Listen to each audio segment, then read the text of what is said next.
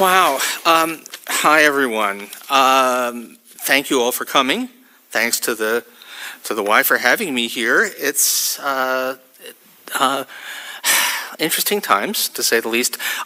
When I agreed to do this, which is really not that long ago, but still, I thought that this would be largely about tariffs.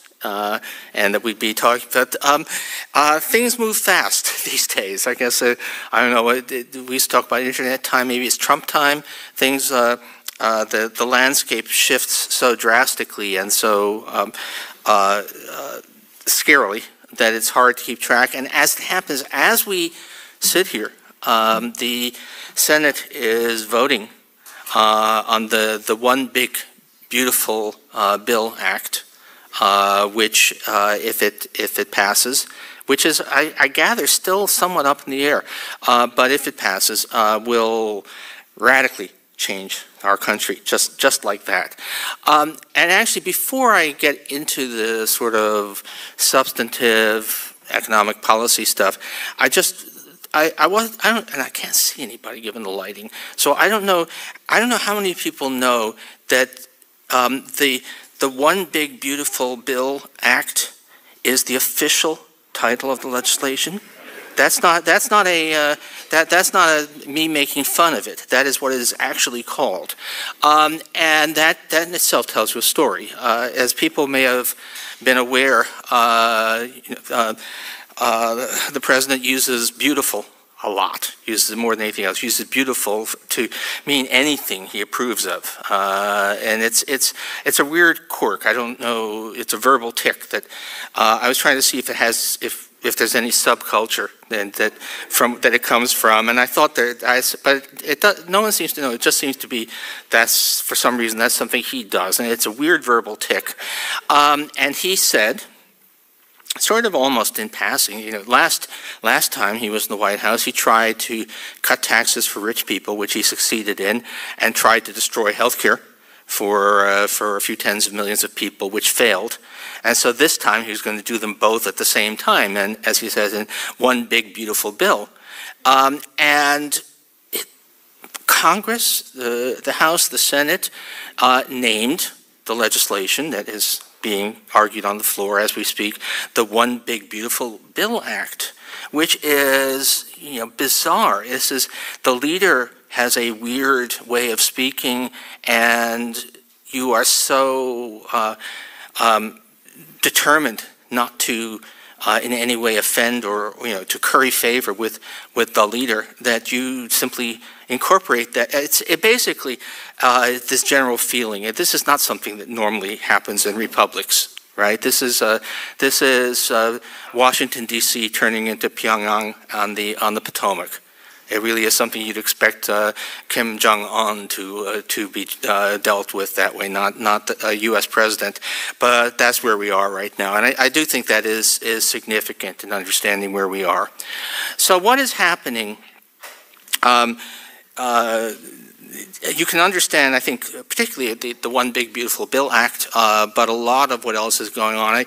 I have a kind of a unified theory to understand what's going on in policy right now, which is take basically everything good that has happened in America since Barack Obama took office in 2009, and let's destroy it. That would be that's a pretty good model for explaining a lot of what's in this legislation and some of the other things that are going on. So we had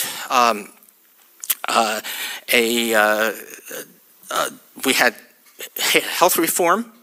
The Obamacare, aka Affordable Care Act, is a it's a Rube Goldberg device. It's a complicated set of legislation that is not the way anyone would have designed a healthcare system from scratch, but nonetheless makes a huge amount of difference. And so if you count, I would say that of people who were uninsured, that were not undocumented immigrants, we've got something like 70% of them insured as a result of Obamacare, which still makes us, we're still the only advanced country without truly universal health care, but we're a lot closer to being a civilized country on that front than we were. So, of course, the bill will savage that. We'll have incredibly horrific cuts in Medicaid, which is a core piece of it, and also cuts in the other parts, but above all Medicaid, which will take the form not even of eliminating the program or reducing the categories of eligibility, but instead creating an obstacle course of paperwork that will make it extremely difficult for people to get through the application process, and will uniquely hurt people with less formal education, people without internet connections, people, in other words, exactly the people who most need help will be excluded. So it's an incredibly cruel measure, and I think this is Aaron Serwer, the cruelty is the point. This is a deliberate, we're going to undo Obama's legacy on health care. We've had this incredible revolution in energy. Solar and wind, renewable energy was kind of hippy-dippy pipe dream stuff in the 2000s, and then suddenly everything fell into place. We suddenly have a situation where fossil fuels in many cases are just plain not competitive. Coal really, even without government intervention, coal would disappear from the energy landscape. Solar and wind are about 90% of recent additions to electricity generation capacity. And we had a set of policies under Biden to accelerate the transition to renewables. So this bill kills those subsidies, and not just that, actually imposes taxes, special taxes on renewable energy. So it's a deliberate effort to kill the renewable energy revolution, even though the technology wants us to have clean energy, but the party in power doesn't. And so that's another big thing. The U.S. economy has done really well relative to other advanced economies, at least in terms of growth. There are some other things we don't do so well on, but we've had high productivity growth, and particularly we've really pulled ahead on technology. And if you ask why, well, it's the underlying that is the immense strength, capability of U.S. science. We are the leading place to do science in the world, partly because we have critical government funding, partly because we have these great research universities, and the close links between the research universities and the government funding and business. So, Silicon Valley starts basically around Stanford University. The U.S. biotechnology industry really starts around MIT and the hospital complex in Boston and so on. So what we have is immediate cut, something like 50% in U.S. government support for scientific research, plus tremendous attack on science within the government. And we have the National Institutes for Health have effectively been paralyzed. We have as Secretary of Health, we have Robert F. Kennedy Jr., who I think we knew that he was something of a crank, but I didn't think anybody realized quite how far. He doesn't believe in the germ theory of disease. He believes that miasmas cause illness, and so doesn't believe in infection. So he's not just anti-vax, he's anti-germ theory. And this is heading, our most important, in many ways, our most important scientific agency in the United States. Again, what went right for the United States after the 2000s? It was this really amazing success in technology, which was based on science and our institutions of higher education. And so we're out to destroy them. Then, of course, the health coverage. Again, it's so easy now to find fault with Obamacare, with the Affordable Care Act. It is certainly not the system that most of us would have designed, although a really large part of what it has done is expand Medicaid, which is Medicaid is a healthcare program for low-income people, and so it is stingier, less, more restrictions, lower pay for health for doctors and nurses than other programs, but nonetheless is infinitely better than nothing. And in fact, in a lot of ways, Medicaid is the U.S. version of the kind of health care that many other advanced countries have. We're facing just really savage cuts, and there's a lot of back and forth about exactly how many people are going to lose coverage, but a reasonable number would be something like 16 million if this bill passes, and it could be more than that. And quite a few people will also be paying a lot more. Oh, no, what I was going to say is that the imperfections, imperfect as the bill is, as the current healthcare system is, I think a lot of people have forgotten what it was like to live in a world where if you had a pre-existing medical condition and did not happen to have a job that came with generous health benefits, you were just out of luck. You just could not get covered. And I personally know people whose lives were saved by the fact that that coverage for pre-existing conditions was made available through that health reform. And all of that is basically on the chopping block now. So, boy, am I sounding... I've been friends said you need to end with something upbeat, so I will try at the end of this. But let's talk about that. The last thing I would say about where we are, right? Good things that happened. America, at least as I saw it, we became a more tolerant country. A lot of ways. I've been around for a while and tracked a lot of things through the changes in public attitude, changes in politics.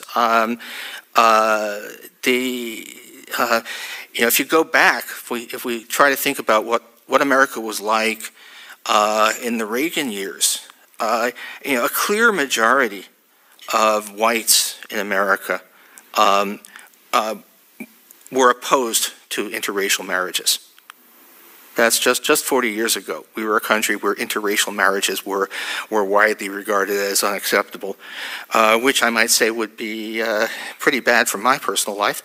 And that went from almost universal, it went from widespread disapproval to almost nobody at least being willing to admit that they were against interracial marriages. We went from gay marriage being possibly what swung the 2004 election to George W. Bush to it becoming very widely accepted in America. So we just in general became, I would certainly a more tolerant, more open, I would say a better society. And of course, all of that is now very, very much under assault.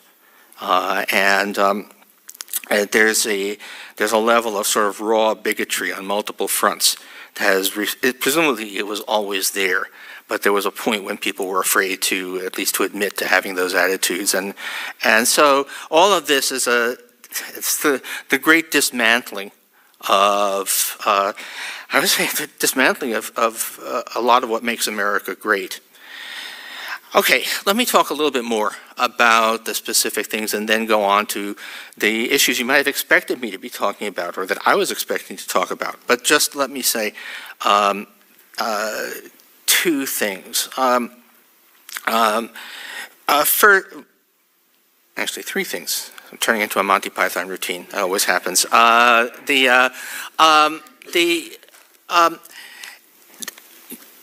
If this happens, if Medicaid is really on the chopping block, it's going to be primarily through the imposition of work requirements You have to prove that you're working or at least trying to work in order to get Medicaid. What you need to know about that is it's an entirely bogus issue. There are, to a first approximation, no Medicaid recipients who could work but are choosing not to. If you go down the list and you find out who actually receives Medicaid, it's people with disabilities, seniors, quite a few seniors receive Medicaid as well as Medicare, people who are who are caregivers for relatives, and about half of Medicaid recipients actually do work.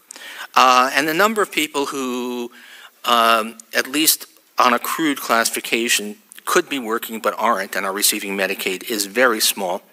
And probably most of them are it's just because there are circumstances that aren't captured by the official data. So it's basically a non-problem. The idea it's like welfare queens driving Cadillacs. It's the modern equivalent. The Medicaid recipient who just is sitting on their couch and can't be bothered to work is a fictional character, and yet that is at the core of what's going on. And it's see amazing stuff being said about how we're going to do this. And we also actually, as it happens, I spent many years teaching a course, first at Princeton, then at CUNY, on economics of the welfare state, which was mostly international comparisons. And one of the things that you discover in all issues of things like healthcare and so on is that most things that you might think of have in fact been tried. That we don't lack evidence. It's not a shot in the dark. And in particular, we do know exactly what happens when you try to get more people working by imposing work requirements on Medicaid or other social programs. And the answer is that a lot of people lose coverage because you've created too many bureaucratic hoops for them to jump through, and that essentially no people go to work. So the centerpiece of this whole thing is a policy that we know doesn't work. We know from recent experience in the United States, in places like Georgia, that it doesn't work. But nonetheless, there we are. Renewable energy. Climate change terrifies me, as it should, all of us.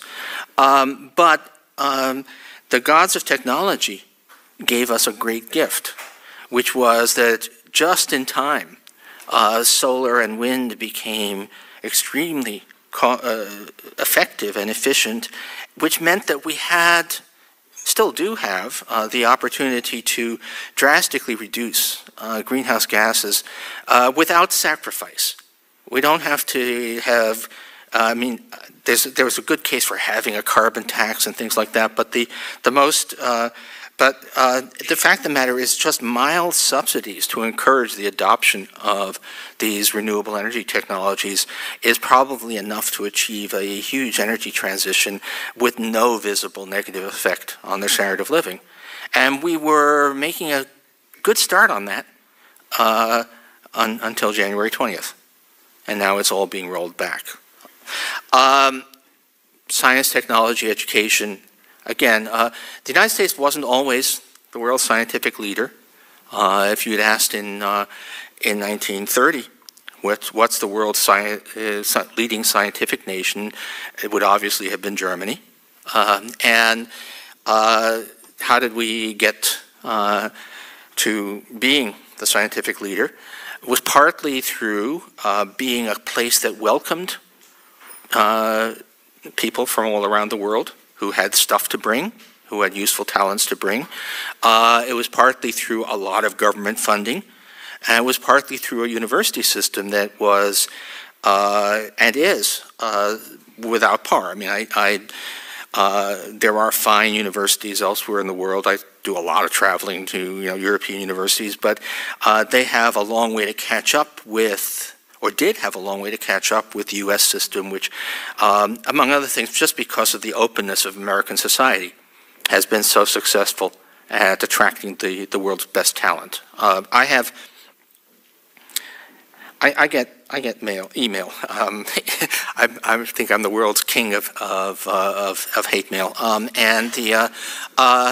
But my two favorite genres are on the anti-immigration stuff. First, I actually do get seriously. I get people who say, how would you feel?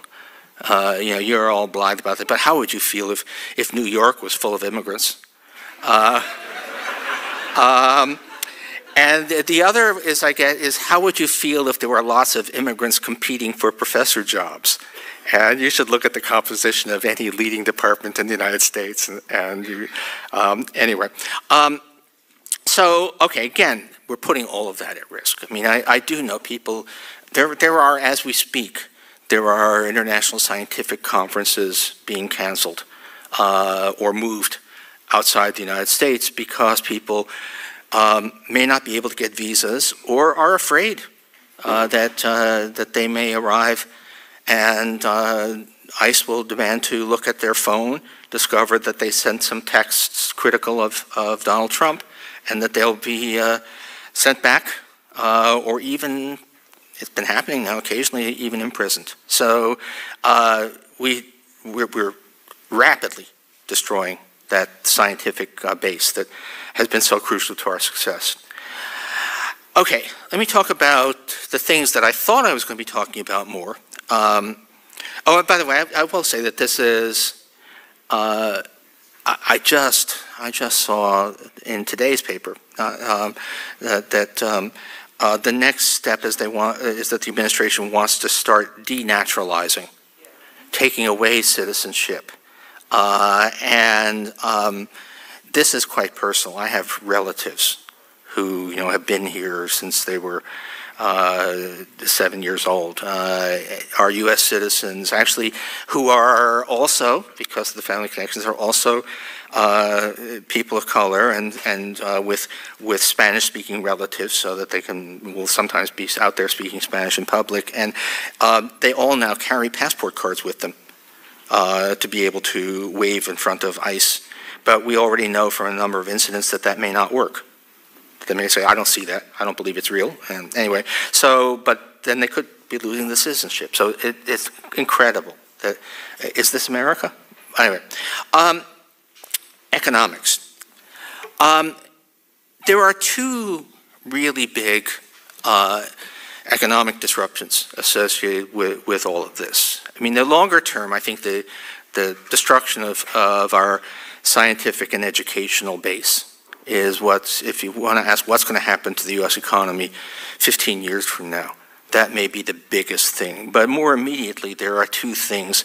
And tariffs have gained most of the attention. Understandably, we went drastic. We went from roughly from a less than 3% average tariff on when Trump took office, almost instantly up to what is now about something like a 17% average tariff. It varies by country, it varies by product. It is probably people have heard about the famous Smoot-Hawley tariff of 1930, which is often blamed for the Great Depression. I think that's actually being a bit unfair. There were a lot of reasons for the Great Depression, but still, it was always, the scare story that economists told people, and you don't want to do Smoot-Hawley again. But we actually have now tariff rates that are very close to what we had after Smoot-Hawley. And Smoot-Hawley was after many decades of high protectionism, whereas we went from near free trade to Smoot-Hawley level tariffs all at once, in a world where trade is about 3 times as important relative to GDP as it was in 1930. So this is an enormous, enormous shock to the system. And worse yet, if it was permanent, if we knew it was there, then businesses could try to plan around it. One dirty little secret of international trade is that while there's universal agreement among economists that tariffs are bad, numerical estimates of how bad are probably not as large as many people think, but a tariff where you'd have no idea what tariffs will be next month, let alone next year, that is really bad. That makes planning pretty much impossible. I'm going to waste a couple minutes. I don't know if people, there were two big tariff announcements on April 2nd and on April 9th. And the April 2nd tariffs that was Liberation Day. God help us. I attended actual Liberation Day a few months ago because I was visiting Portugal, where I have a long relationship, and their Liberation Day is they celebrate the overthrow of the fascist government. Ours, we celebrate tariffs. But the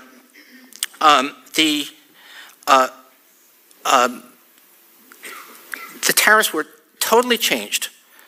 After being one set of huge tariffs on April 2nd, we had a completely different set of tariffs, although the average tariff turned out to have been about the same, announced on April 9th. How did that happen? Well, it turns out we happen to know. I mean, let me say, I, as people may be aware, I have had my problems with mainstream media, but we do need these reporters with insider access. It needs, and so we know how it happened. We know that two of the less crazy members of the Trump economic team marched into the Oval Office while they knew that Peter Navarro, who was substantially crazier, was in another meeting elsewhere in the White House, got Trump to totally change the tariff policy, stayed in the office until he posted it on Truth Social. This is the world's greatest nation making enormously consequential economic policy. And it's destructive. It must be nightmarish to be trying to run a business these days if you have any connection to international trade, because you have literally no idea what the policy environment will be. We have a supposedly crucial date next week when all kinds of things will happen, but nobody thinks that whatever happens then will be the end of the story. If you ask me, and I think probably most people who work on this, deportations are an even bigger economic issue than tariffs. And just leaving aside, the human side and masked men who claim to be ICE agents but have no identification, snatching people off the street. Again, is this America? But just plain in terms of economic impact, one of the things that an issue I've not really done original work on, but followed a lot over decades, is that we've learned that immigrants really don't compete very much with native-born workers. You might think that they do, but it turns out that even if they have the same formal level of education, they take very different jobs.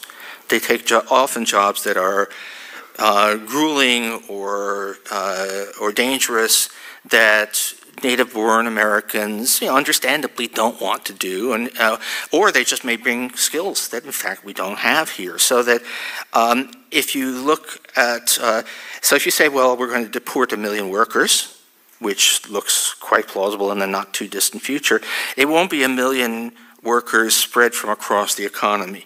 It will be the core of the workforce that picks our crops. It will be the core of the workforce that does the heavy work in construction. It will be the core of the workforce in meat packing. So there will be individual industries that are really hard hit. And a good guess is that the inflationary impact, the negative impact on our standard of living of deportations is going to be even bigger than the effect of tariffs. So, and we are now less than 6 months in, and it's quite a a picture to paint. Now, it's always a temptation to imagine that there's going to be imminent economic crisis because of policies you don't like, and that's usually that's a bad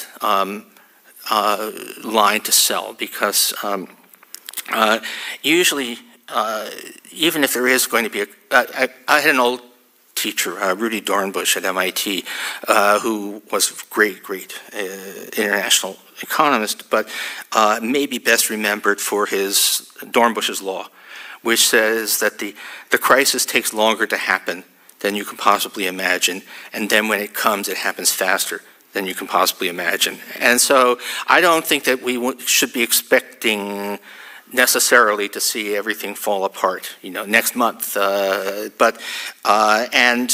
course, the stock market, God knows what drives the stock market. Another of my teachers, Paul Samuelson, said, the stock market has successfully predicted 9 of the last 5 recessions.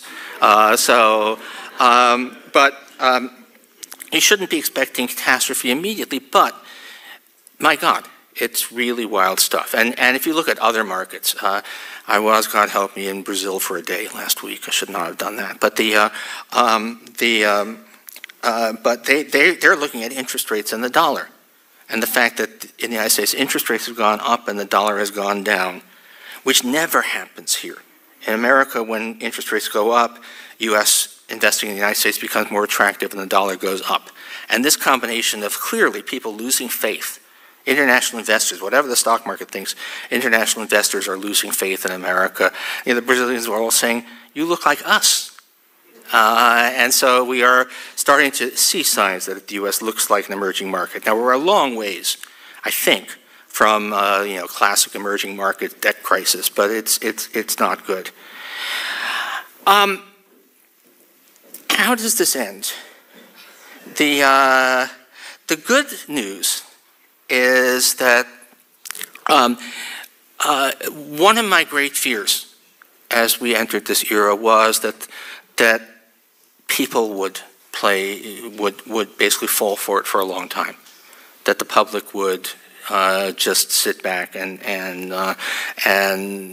celebrate. Oh, those criminal migrants are being rounded up, and all of those pesky energy regulations are going away, and that sort of thing.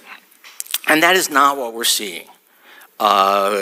There's issue polling is always problematic, but for what it's worth, the one big beautiful bill is polling worse than any legislation in memory, there have been a number of special elections, and so far Democrats in special elections have outperformed 2024 by 15 points, so that the public is not buying it. I don't know how many people, and again, I can't see anybody, but I don't know how many people went out for No King's Day. I was there. There we go. Anyway, all right. Well, I don't really need to show. Okay. We think that there were 5 or 6 million people protesting that day, myself included, and that is saying that we actually have a fairly alert American public that will push back. Now, how it all plays out, there are all kinds of fantasies you can have, and we don't know, and we don't even know what's happening with the bill being debated on the Senate floor as we speak. But I don't think that, let me say, I actually think that the vicious cuts to social programs, that if this bill does pass, that they will not last. That in the end there will be just so much demand for at least a little bit of decency in this country that they will be reversed. It will take time. It will take a lot of struggle. But I think that will be okay. Other things, I don't know if we're ever going to get science education back to where they were. I don't think we're ever going to get the U.S. Reputation in the world back to where it was, because even if we get rid of this current regime, the world will always know that we are the kind of country that could have such a regime. That's a major, that's a loss of a breach of trust that you don't ever recover from, or it takes a long, long time. But weirdly, I'm actually a lot more hopeful than I was 3 or 4 months ago. It does seem to me that there's a lot more underlying decency in the nation, and a lot more pushback than you might have feared. And let's hope that I'm right, and I will have. I'm told I'm supposed to remind people that I have a Substack. That there's plenty to write about on the Substack, which is not a good reason to be going through hell, but as a small compensation, at least personally, for it. These are wild times, and can I quote? Death of a salesman, attention must be paid. Thank you all.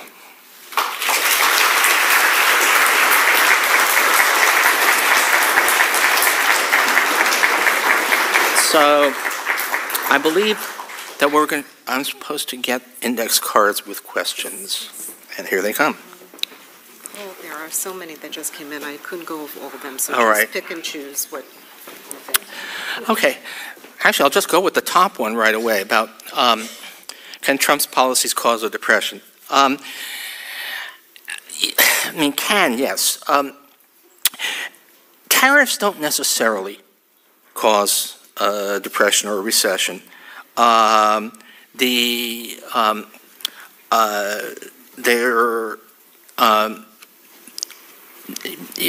make the economy less efficient, but you can other countries. Britain had about 25% tariffs in the 1950s, so quite even higher than what we have right now. It took a long time for them to get down to relatively free trade. They also had very low unemployment. So that's not the issue. Now, I think what really is the issue here is the uncertainty, is the craziness, the fact that no one knows what the policies will be. That's what might cause a recession rather than a depression. It takes a whole lot to push an economy into a full-scale depression, and we may be working on it, but I don't think we're there now. Okay. So much. Economic challenges New York City faces as we approach the mayoral election. I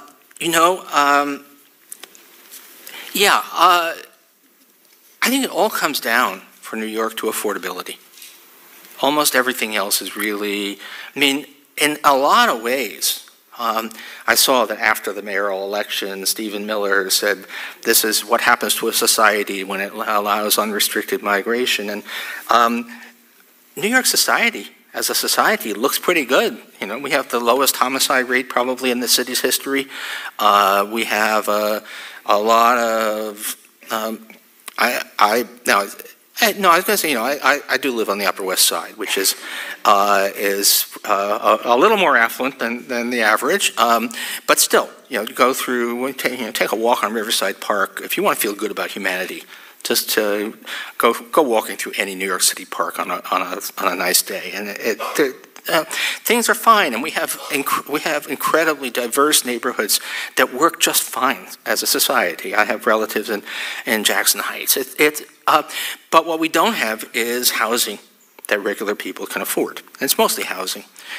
So the important thing for New York, I don't think that we're all of the billionaires saying, I'm going to leave because you're about to elect a leftist Muslim mayor. That I don't. First of all, they won't. The ones who will are the ones who we're going to anyway. But the fact of the matter is, one of my favorite quotes. There was a Bloomberg article about the mostly failing attempts to move the financial industry to Miami, and one of my favorite was some private equity guy saying that the trouble with moving to Florida is that you have to live in Florida, I think the attractions of the city are enormous, but we have to build housing. Anyhow, I don't even think, even if it's not affordable housing, if you build more high-end housing, that frees up housing. The city needs to become, needs to provide more places to live so that it becomes more affordable again. And there are role models out there. There are giant cities that have much more affordable housing, which aren't necessarily the ones you think. I mean, I would never have imagined myself saying this, but gosh, in terms of housing policy, I wish New York was more like Tokyo, which is at these days surprisingly affordable. Yeah. I'm going to disregard the ones about the ones about investing advice. This is always, even if I knew something, it would really be a bit of a bad idea. But what president was most successful in implementing smart economic policy? Look, most of the time presidents don't have a lot of influence on policy, on the economy. We just don't. Policy changes at the presidential level are normally too small to really move things very much. Most of the time, the management of the economy is up to the Federal Reserve rather than the president, and most presidential policy changes are too small. The only times really that it matters is times of crisis. And yeah, FDR made some mistakes, but led us through, and we emerged from the 1930s as a stronger economy, a stronger nation than we were, and also a more equal nation, which I think mattered. And although, these days, because the election went the way it did, nobody wants to say nice things about Joe Biden. But the fact of the matter is the economic policy under the Biden administration was, compared with any other country in the world, extremely successful. We had a stronger recovery. We had some narrowing of economic inequality. We maintained full employment. We did have a bout of inflation like everybody else, but we got rid of it without mass unemployment. So all the economists who said we were going to have go through a depression to get rid of that inflation were wrong. Fortunately, I wasn't one of them. This I would actually, if we didn't know that Democrats had lost the 2024 election, I think people would be looking at the record of economic policy from 2021 to 2024 and saying, that's a pretty good, successful case of economic management.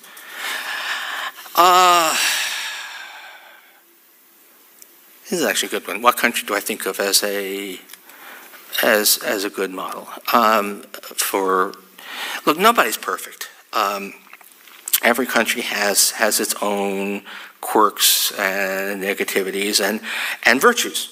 I mean, at least until just the other day, I still think that America's openness was something that nobody else could really match. Even if legally they were, just as open as we were, the American society was more open to outsiders and change than anyone else. But look, we look at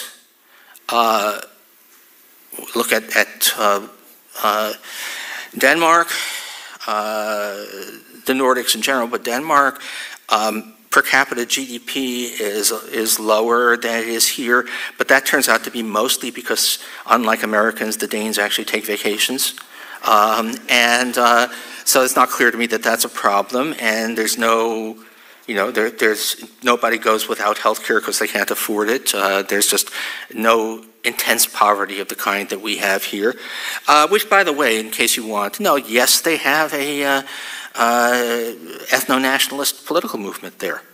So just doing the right thing, unfortunately, doesn't mean that you're safe from the demons that infect all of us. I've lately been spending some time in the Netherlands for various reasons, and that's another country that, again, just the sort of the general decency of the society just shows what's possible.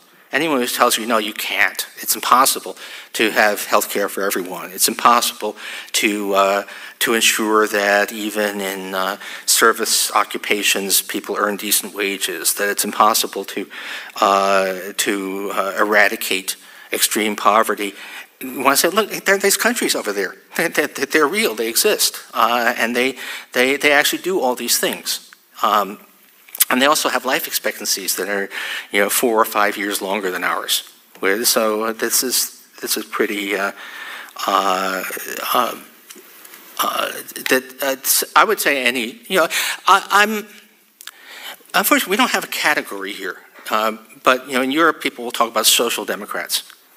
A social democrat is someone who believes mostly in a market economy, mostly profit-driven economy, which is mostly private business, but with some regulation and a strong social safety net. And I'm a social democrat, and the social democracies of Europe actually do fine. And they're they're feeling a little blue because they have fallen behind a bit in advanced technology. Not clear to me that that even will persist. And you might want to note that of the two countries I named, the Netherlands, the high-end equipment for manufacturing semiconductor chips all comes from ASML, a Dutch company, and the weight loss drugs are coming from Denmark. So it's not that they're not innovative.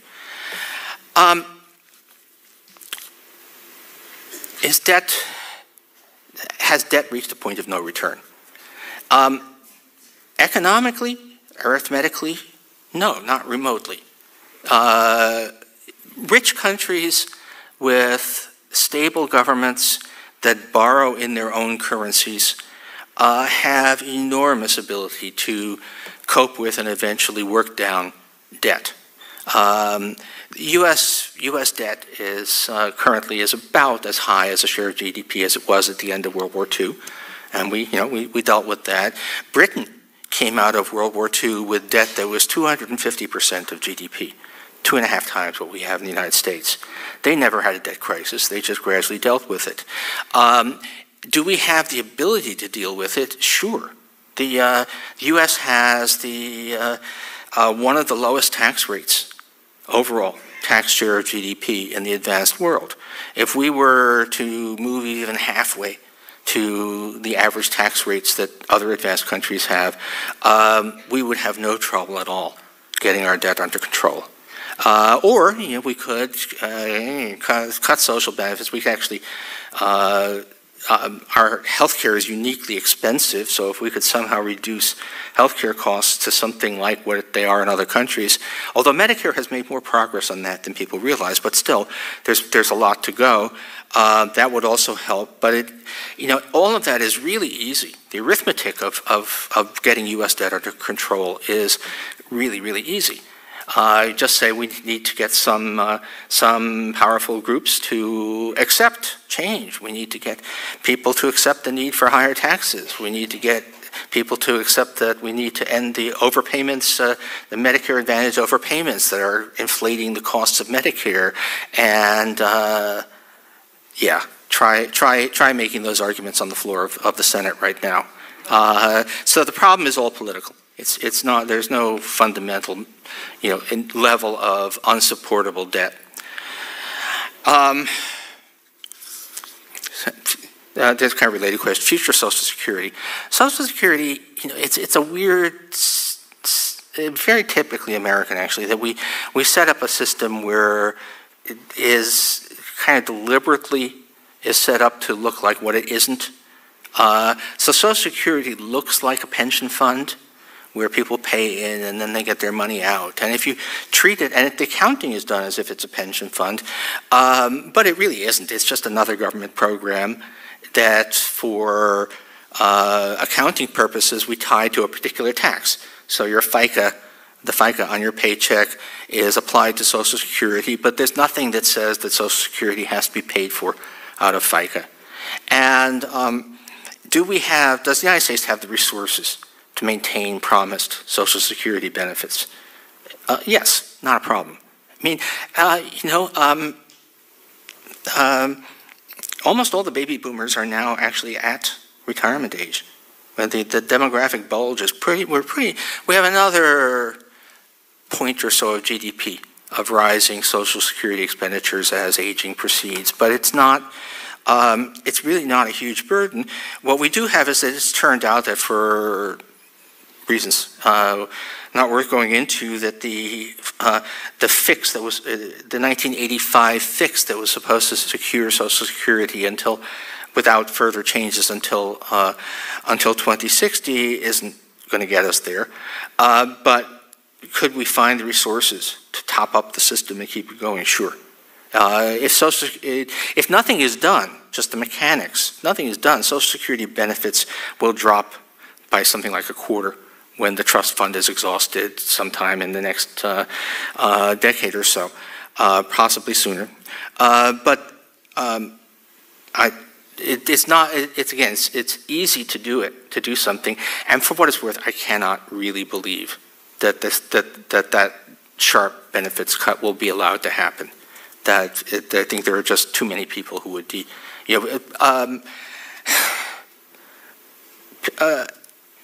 affluent Americans have no idea how critical Social Security is to most of the American people. For most people, it is their retirement, and I cannot believe that it will be allowed to go under.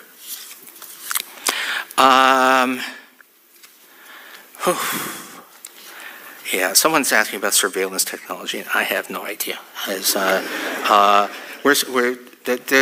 mean, a little scary. I mean, to some, I was actually two things. I was a fan of the old TV series Person of Interest, where the conceit was that the U.S. government already has a system that monitors everything, and then they built a whole elaborate plot around it.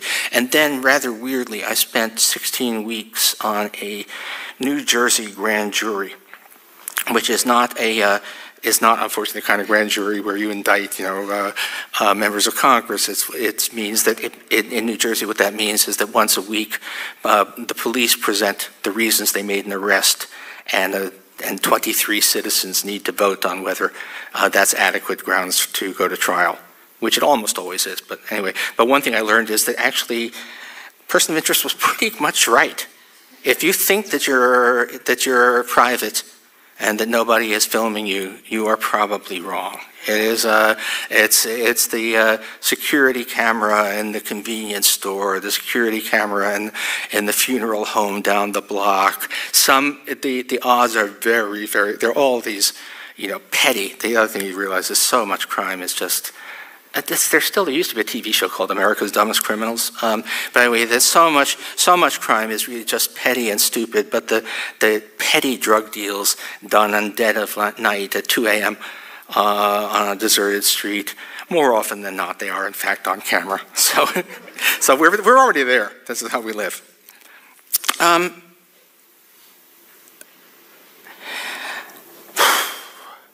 I think I question about cuts to research funding. Look, this is really serious. I mean,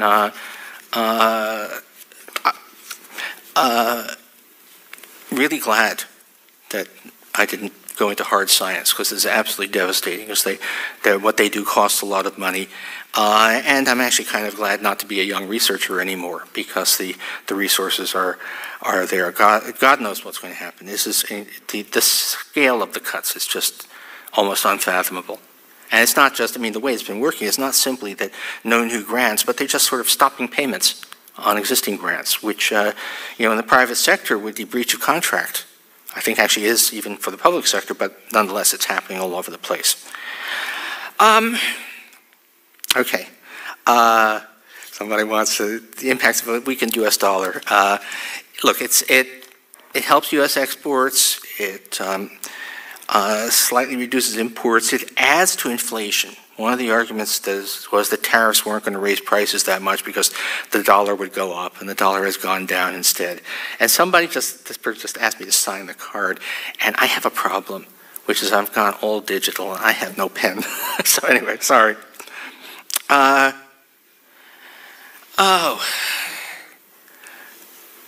This is actually, I like this. Where do I have an opinion different to the majority of leading economists? It's one thing that people, I'm I think a lot more orthodox than many people imagine. That I very rarely, certainly in my post research public journalistic career, it's amazing how often the most controversial, red in the face rage things I've written are actually just basically Econ 101, written in plain English. I'm trying to think of any place that's where I'm really all that heterodox, and it's hard to find. I mean, I've certainly been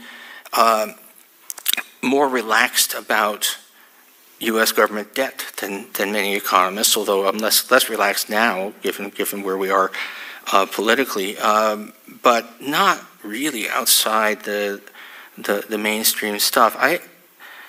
That would be a really good question. partly the things that I did when much younger that really were unorthodox and very different from the way people were talking. I've lived long enough to see them become orthodoxy, so that they're no longer points of disagreement. I was worrying about something like the post-2008 financial crisis, about 10 years before it was fashionable. I was part of a group of economists who looked at Japan, and instead of saying, oh, the Japanese are messed up, saying, gosh, this could happen to us. And that was a very unorthodox view in 1998, although among the small group of people who shared that concern was a guy by the name of Ben Bernanke. Don't know what happened to him. But at this point, those concerns, liquidity trap, to use the jargon, are perfectly mainstream. How can we transition to a single-payer system? I think this is actually a very good question. Let me talk about Obamacare. We did not. I mean, a lot of people, if you'd asked, I think most economists who paid attention and thought about how to design, how they would design a healthcare system if they could do it from scratch, they would have said single payer, something like Medicare for all. In fact, one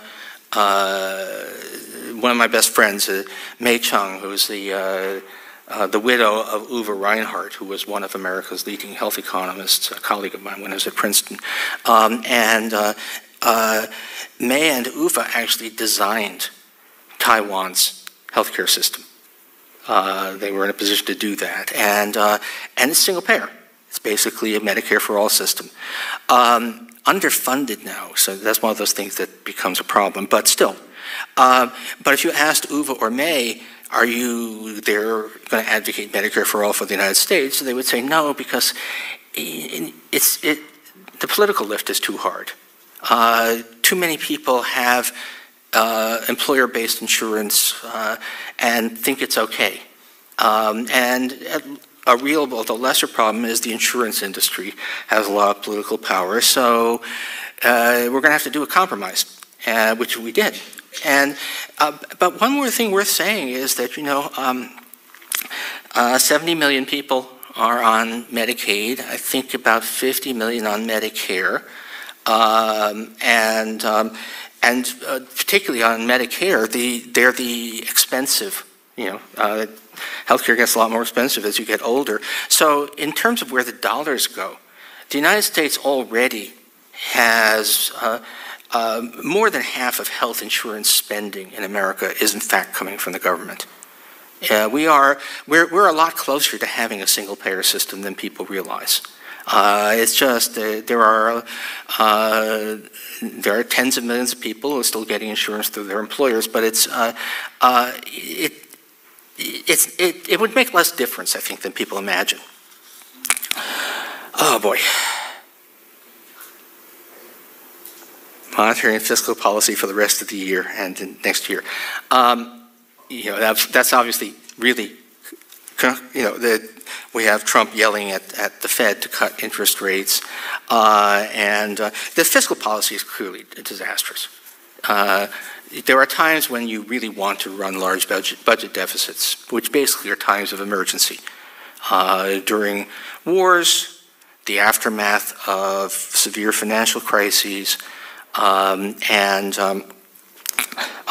global pandemics that bring the economy to a halt. Those are times when you really want to run big deficits. There is no warrant for running big deficits now, and yet we're doing it. So the fiscal policy is way out of whack. Should the Fed be cutting interest rates? The answer is, I don't know. Because there's so much uncertainty about where we really are and what's happening, and the secret, Jerome Powell doesn't know either, right? It is an inherently very hard situation. If I were him, I'd be doing what he is, which is sitting on his hands and waiting for more evidence. And it may turn out that in retrospect the Fed should have cut rates, but we don't know that now. We don't mean, just trying to imagine what the world economy will look like, let's say in January 2026, is already, the range of possibilities is just huge. So what is the right policy right now? I mean, in some sense, paralyzed fear is the appropriate attitude. Will manufacturing onshore help the economy? This is actually, and I will take just a couple more because I think we're all getting tired. Let me just say, what people don't, I think, really understand is that we used to be a country where manufacturing dominated the economy. It used to be, it's as late as, like 1970, a quarter of the workforce was in manufacturing and roughly the same share of GDP. That did not, and now it's about 10 instead of 25. And you say, well, that must be because we import everything, right? But that's actually not true. We do have a deficit in manufactured goods, and manufacturing would be bigger than it is if we didn't have that trade deficit, but not all that much bigger. So my back of the envelope says it would be 12.5% instead of 10%. Not a transformative change. You can look at Germany, which runs enormous trade surpluses. And Germany has more manufacturing than we do, but even Germany has way less manufacturing than it used to, and way less manufacturing than the United States used to. Basically, the reason we have so little manufacturing is that we do it so well, that it doesn't take a whole lot of workers to produce manufactured goods. It's the same, the United States is a gigantic exporter of agricultural goods with almost no farmers. And basically, roughly the same thing has been happening a little less drastically, but over time the same thing to manufacturing.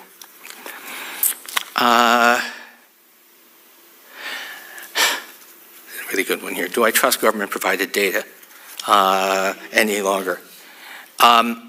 Yes, for now. But the assault is underway. I was just yesterday looking for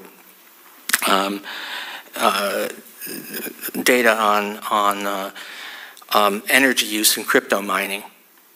And the Department of Energy still has a page with those data, together with a note saying this page is no longer being maintained. So they're gradually shutting it down. Now, how far the politicization goes, whether we do, whether we become like Argentina during the Kirchner years, where it's all fake. I don't know. It's going to be we're watching, and I'm already, and I have friends who are more seriously working on making sure that they have ways of taking independent private sector estimates and using them to sort of keep a running check on the official data. So if it starts happening, we will know, but it's certainly something that's possible. And I'm going to conclude, but not really answering the question. So someone said, would Harry Seldon believe that Trump is the mule? So the reason, I don't think he fits the description at all. But if people don't know, I was definitely a teenage nerd, very much into Isaac Asimov's Foundation series. And in the Foundation novels, the mathematical social scientists, through their models, save galactic civilization. And I wanted to be one of those guys. And this was as close as I could get. So that's sort of the story of my life. And there is a TV show, allegedly based on Foundation, and people tell me it's not bad, but I cannot bring myself to watch it because it bears no resemblance at all to the themes, to what, they took this really quite unusual, interesting idea of Isaac Asimov's and turned it into Star Wars.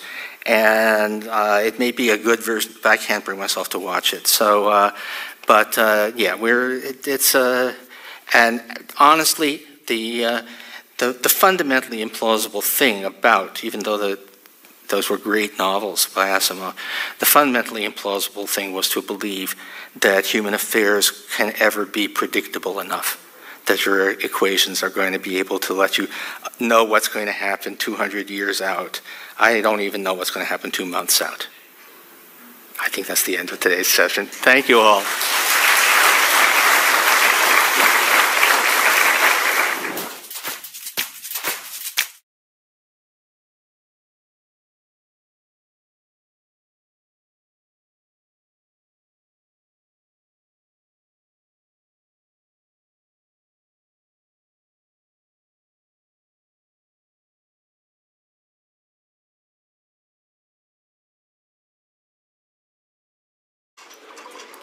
Now we're going to chart a course in the Indo-Pacific, and no better panel to do that than Nick Burns, we all know well, our co-chair of Aspen Strategy Group, and the former ambassador of the United States to China, and he's back at Harvard. Also, we have Kevin Rudd, currently ambassador of Australia to the United States, and also the former Prime Minister of Australia. Mike Green is joining us. He's the professor and CEO at the United States Study Center and former special assistant to the President for National Security Affairs and senior director for Asian Affairs at the National Security Council. And our moderator today is Dimitri Sevastopoulos from the Financial Times. Please join me in welcoming them to the stage. Thank you. Thank you very much, Niamh. Before we start, Kevin has told me that he's here in his individual capacity and not as the ambassador of Australia, which means I'm going to actually expect him to answer some very tough questions because he can't get in trouble back home. Yes, I can. So let me thank you, all of you, to start off. Let me start with you, Kevin. Does President Trump have a clear strategy on China?